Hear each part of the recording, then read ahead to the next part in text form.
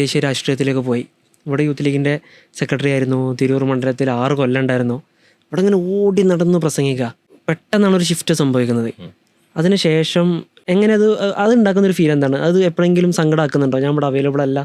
അത് ഇതിനകത്ത് വന്നൊരു വലിയ സങ്കടമാണ്. കാര്യം ഞാൻ പബ്ലിക് സ്പീക്കർ എന്നുള്ള നിലക്ക് ആക്റ്റീവായിട്ട് എൻഗേജ് ചെയ്യുന്നത്. ഇപ്പം എൻ്റെ മണ്ഡലത്തിലൊക്കെ ഞാൻ panchayat MSF, Ponmundam panchayat MSF secretary ആയിട്ട് തുടങ്ങി. കൽപ്പകഞ്ചേരി പഞ്ചായത്ത് MSF പ്രസിഡൻ്റായി. ഞാൻ പഞ്ചായത്ത് മാറി പിന്നീട് യൂത്ത് ലീഗ് പഞ്ചായത്ത് സെക്രട്ടറി ആവുന്നു, പഞ്ചായത്ത് യൂത്ത് ലീഗ് മണ്ഡല യൂത്ത് ലീഗ് ട്രഷറർ ആവുന്നു, മണ്ഡല യൂത്ത് ലീഗ് പ്രസിഡൻ്റ് ആവുന്നു. അങ്ങനെ എൻ്റെ ഒരു പാർട്ടിയുടെ ഒരു ഭാരവാഹിത്വത്തിൻ്റെ ഒരു വിവിധ കാലങ്ങളുണ്ട്. അപ്പോൾ അവിടെയൊക്കെ ഞാൻ പഞ്ചായത്തിലും മണ്ഡലത്തിലൊക്കെ നമ്മൾ നന്നായി പ്രസംഗിക്കുന്നു, നമ്മൾ എല്ലാ വേദികളിലും ഉണ്ട്. പക്ഷേ ഞാൻ ലീഗിൻ്റെ ഒരു ലിസ്റ്റഡ് പബ്ലിക് സ്പീക്കർ എന്നുള്ള നിലയിൽ ആക്റ്റീവായിട്ട് വരുന്നത് ജില്ലാ യൂത്ത് ലീഗിൻ്റെ ഒക്കെ ലീഡർഷിപ്പിൽ വരുമ്പോഴാണ്. ആ കാലത്താണ് ഞാൻ അഖിലേന്ത്യക്ക് പോകുന്നത്.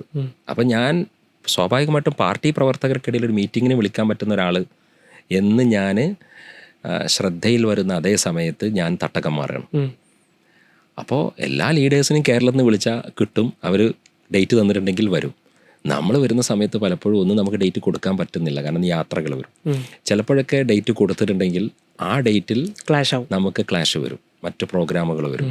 അപ്പോൾ ഇത് ആദ്യ കാലത്ത് നമുക്ക് മാനേജ് ചെയ്യാനുള്ള ഡിഫിക്കൽട്ടീസ് ഉണ്ട്, ഒരു പരിചയക്കുറവിൻ്റെ പ്രശ്നങ്ങൾ ഉണ്ടായിരുന്നു. അപ്പോൾ പൊതുയോഗം നടത്തുന്ന ഒരു പ്രവർത്തകരെ സംബന്ധിച്ചിടത്തോളം അവരുടെ നാട്ടിലൊരു പ്രശ്നത്തെ അഡ്രസ്സ് ചെയ്യാൻ വേണ്ടിയിട്ടാണ് ഓരോ പബ്ലിക് മീറ്റിങ്ങും നടക്കുന്നത്. ആരും തമാശക്കൊന്നും പൊതുയോഗം നടത്തുന്നില്ല, ഇതിന് പൈസ ചിലവാക്കി. കാരണം ഞാനൊരു സംഘാടകനാണ്, എനിക്കറിയാം അതിൻ്റെ ഒരു പെയിൻ അറിയാം.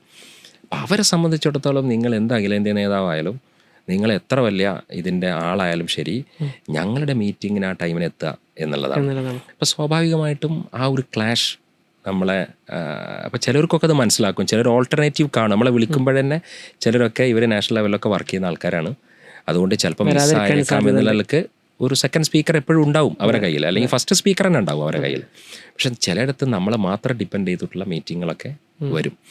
അപ്പോൾ അങ്ങനെ ഒരു ക്ലാഷ് ഇപ്പം എനിക്ക് തോന്നുന്നു അത് സ്വാഭാവികമായിട്ടും ഇപ്പോൾ നമ്മൾ വിളിക്കുന്നവർ ചോദിക്കുന്നത് തന്നെ ചോദ്യം അവരുടെ വൊക്കാബുലറി തന്നെ അത് കയറി.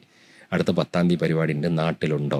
ഇപ്പോൾ ഏതൊരു മുസ്ലിം ലീഗിൻ്റെ പ്രവർത്തനം, യൂത്ത് ലീഗിൻ്റെ പ്രവർത്തനം എന്നെ വിളിച്ചാൽ ഫസ്റ്റ് ചോദിക്കുക, ഞാൻ കുറുകത്താണിയിലാണെങ്കിലും എൻ്റെ കൽപ്പഞ്ചേരി പഞ്ചായത്തിലാണെങ്കിലും എന്നോട് ചോദിക്കുക നാട്ടിലുണ്ടോ.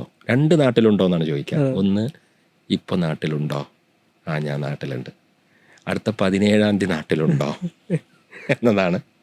ഈ 2 നാട്ടിലുള്ളതിനനുസരിച്ചാണ് അവർ മീറ്റിങ്ങുകളൊക്കെ ക്രമീകരിക്കുക.